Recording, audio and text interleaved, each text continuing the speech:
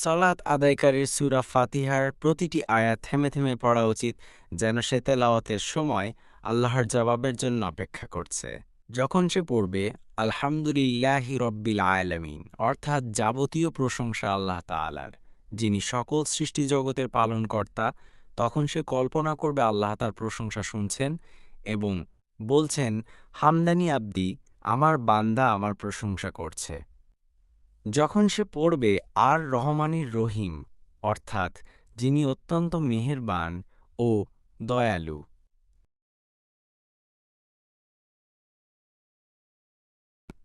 তখন কিছু সময়ের জন্য থামবে এবং আল্লাহর উত্তরের জন্য অপেক্ষা করবে।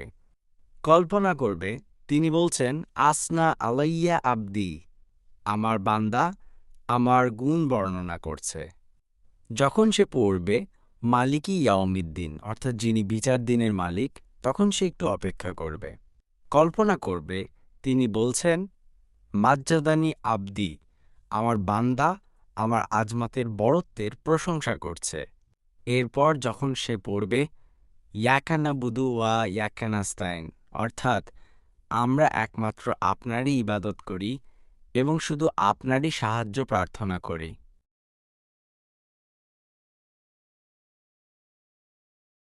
আল্লাহর জবাবের জন্য তখন সে একটু থামবে। কল্পনা করবে উত্তরে তিনি বলছেন, হাজা বাইনি ও বাইনা আব্দি, আমার ও আমার বান্দার মাঝে এটাই পার্থক্য। এরপর যখন বান্দা পড়ে ইহদিনা সিরাতাল মুস্তাকিম সিরাতাল্লাযিনা আনআমতা আলাইহিম গায়রিল মাগদুবি আলাইহিম ওয়ালাদ্দাল্লিন, অর্থাৎ আমাদের সরল সঠিক পথ প্রদর্শন করুন, তাদের পথ যাদের প্রতি আপনি অনুগ্রহ করেছেন, তাদের পথ নয় যাদের প্রতি আপনার গজব পতিত হয়েছে, তাদের পথও নয় যারা পথভ্রষ্ট হয়েছে। কল্পনা করবে তখন আল্লাহ বলছেন, হাজালি আব্দি মাসা আল, আমার বান্দা যা চেয়েছে তা পাবে। এভাবে বান্দা প্রতি আয়াতে আল্লাহর উত্তরের প্রতি মনোনিবেশ করবে।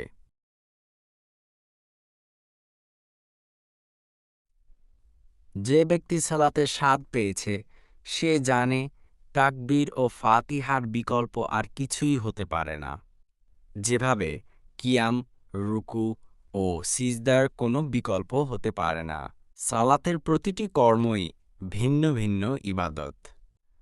প্রতিটি ইবাদতের স্বাদ ও রহস্য, প্রভাব ও গুরুত্ব একদম ভিন্ন, যার কোনোটাই অন্যটির সমকক্ষ কিংবা বিকল্প হতে পারে না। এমনকি সূরা ফাতিহার প্রতিটি আয়াতও এক একটি ইবাদত, এক একটি স্বাদ এক এক রকম।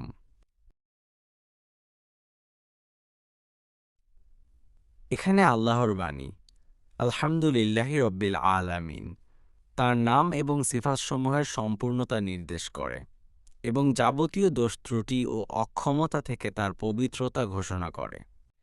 নিশ্চয়ই তিনি তার কর্মে, বৈশিষ্ট্য এবং নামসমূহে প্রশংসিত, সকল প্রকার দোষ ত্রুটি ও অক্ষমতা থেকে মুক্ত। তার প্রতিটি কাজ প্রজ্ঞাপূর্ণ, রহমতবাহী ও কল্যাণকর। তার সকল সিদ্ধান্ত ন্যায় ও ইনসাফপূর্ণ। তিনি সকল গুণে পরিপূর্ণ। তিনি তার নামসমূহে অতুলনীয়।